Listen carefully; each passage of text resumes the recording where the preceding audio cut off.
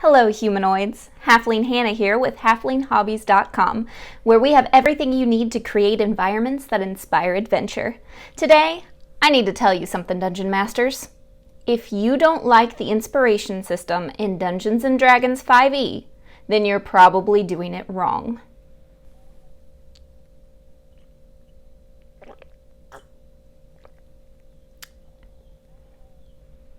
Now, what is the inspiration system? Inspiration in Dungeons & Dragons is designed to reward players for playing aspects of the game exceptionally well, such as roleplay or describing combat, or playing their characters to alignment or traits.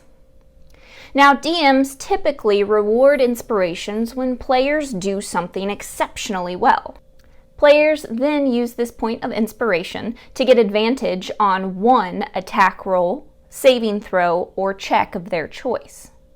The DM's Guide from Wizards of the Coast suggests to give inspiration once per session of play. This may shock some of you. It definitely shocked me when I first started reading the DM's manual after playing for years. I mean, I had been playing all of these different campaigns for years, and in all of that time, I think I got inspiration once, and I didn't even know what it was. DMs simply didn't talk about it. They didn't use it and utilize it. So I was given inspiration in a moment of battle for something that I did, and I just kind of held on to it because I was too embarrassed to ask what I was supposed to use it for. Then, when I want to DM and I'm reading the DM's Guide like a nerd, because that's what I am, I see that you are supposed to give inspiration every session? What? What's been happening? The more I read it, the more I thought that it was an amazing mechanic and a great idea, and I couldn't understand why DMs don't like it. I went online, I went on YouTube, I went on to all these different places, and all I see is DMs bashing the inspiration system. Well, I'm here to tell you right now, then you're probably doing it wrong. Inspiration can be a great tool to help your players develop the skills that you want them to have. Now, the common argument against the inspiration system is that it's bribery. You're trying to trick your players or bribe your players into being good players, when in reality they should just get the satisfaction and the reward of playing the game well. That should be the reward. Okay, that's cute. Answer me this. When you were a kid, did you brush your teeth for the reward of knowing that someday you would have a healthy smile as an adult?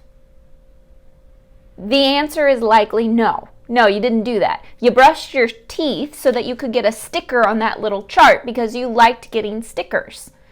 The same way, did you take a bath because you knew that you would be socially unacceptable if you didn't take one? Nope. Most likely your parents either threw you into the bathtub, bribed you in some way, or threatened you in some way to take a bath, unless you were a clean freak, like my husband. I would have rather taken a mud bath than gotten into an actual bath, but I did it because my parents told me to, because they bribed me to. And now, as an adult, I'm socially acceptable and I have the hygiene habits that are required of a fully functioning adult, and I don't get stickers anymore. And I don't get cookies for going to the bath. What happened? Well, I grew up. And as I matured, I learned to do these things for my own personal satisfaction and so that people didn't run away from me. Your players need the same thing. Unless you are dealing with very mature players at your table, it's likely that they're going to need some help developing the skills to become exceptional players. This means, for a while, rewarding them when they do a good job. There's nothing wrong with this. As a matter of fact, it helps players understand what you are looking for. You cannot sit there and mope and complain that your players never roleplay when you have never placed value on it because you never give inspiration for it. Your players just think, well, I guess it's not that important if the DM isn't giving me anything for it, or if they're not saying anything about it when I do a good job or a bad job. So I'm just not going to focus on it. If, on the other hand, when your players role play exceptionally well, they seek out opportunities to talk to other members of the party, they befriend NPCs and try and develop that relationship, and you give them a point of inspiration for it, they go, aha, that was good. He liked that. She liked that. Well, I'll do that again. And you do it again, and you do it again, and you create this system of, oh, this is good. I should be doing these things. And then eventually you can back that off to where you're not doing it every session. Maybe you're doing it every few sessions, but your players will still be role-playing because you have taught them that that's the right thing to do. This is why the inspiration system is important and wonderful, especially for new players, because it essentially trains them in how to be a better player. So as the DM, how are you supposed to know when to give inspiration? Well, there are a few things that you should be giving inspiration for. Number one is for role play.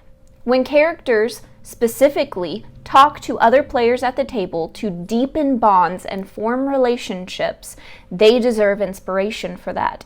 That isn't easy to do, and most players don't think to do it. By giving inspiration, you encourage that kind of behavior, and players are likely to do it more. Number two is for combat.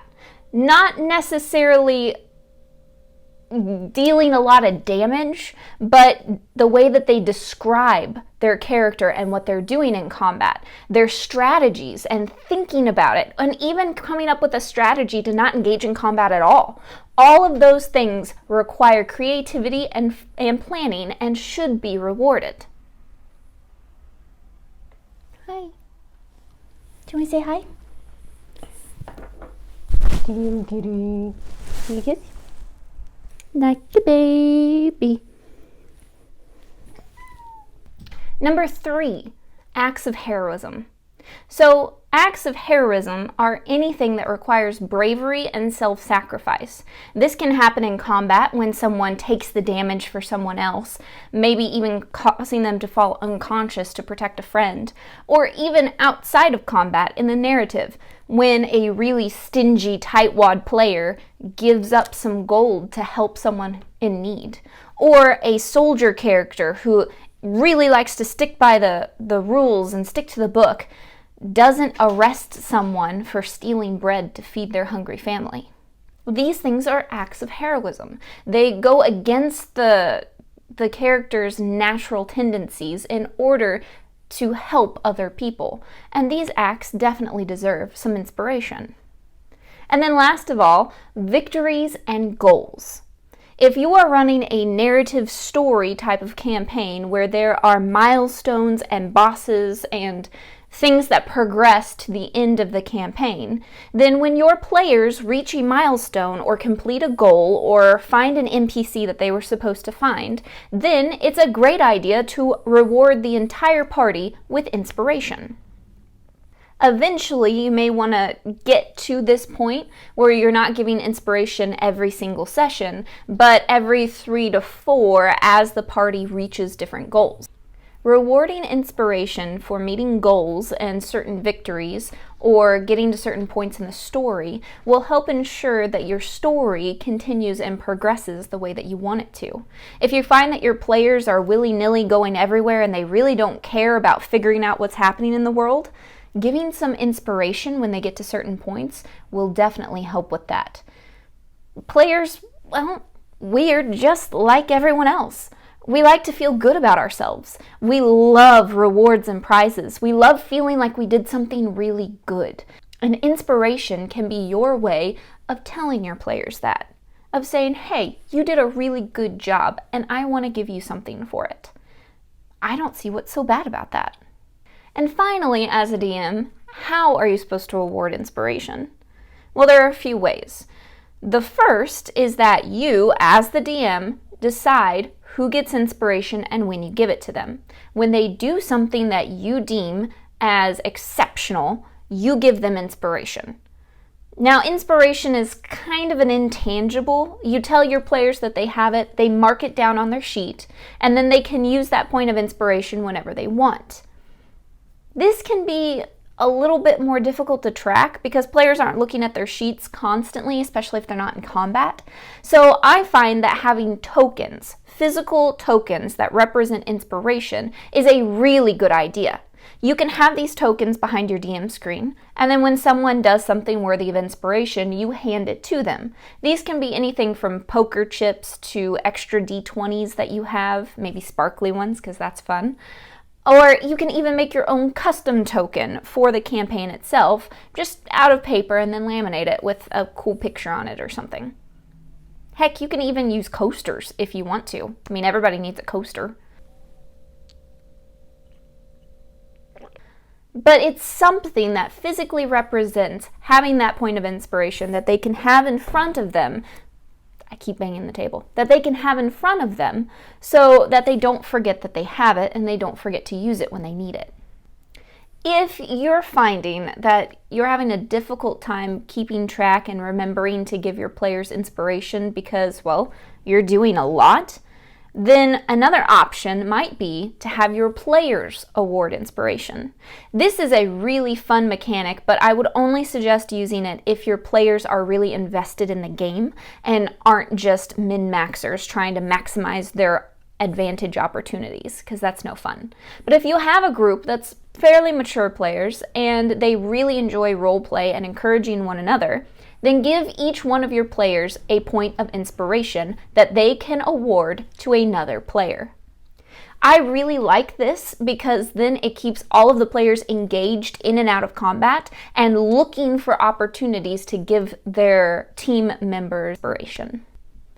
In the end, inspiration is a really useful mechanic that I love, both as a player and as a DM. I think that there are way more pros to it than cons. But if you just cannot stand inspiration, you just hate the whole mechanic, you want nothing to do with it, no matter what I say, you think it's bribery, metagaming, cheating, blah, blah, blah, then don't use it. You don't have to bash it. You don't have to make new DMs feel bad about using it. Just don't use it. Nothing in the game will be spoiled or ruined if you don't use inspiration. Heck, I played for years not even knowing it was a thing, and those games were amazing, and I loved them and had great memories with them. So if you don't like inspiration, don't use it. If you don't know if you like inspiration, maybe give it a try. I think you might find that it's really, really useful. So don't forget to like and subscribe to Halfling Hobbies and check out halflinghobbies.com, where I have lots more tips, tricks, crafts, food, and all sorts of things. Because at Halfling Hobbies, we have everything you need to create environments that inspire adventure. Until next time, may your game have advantage, my friends. Halfling Hannah here, signing out.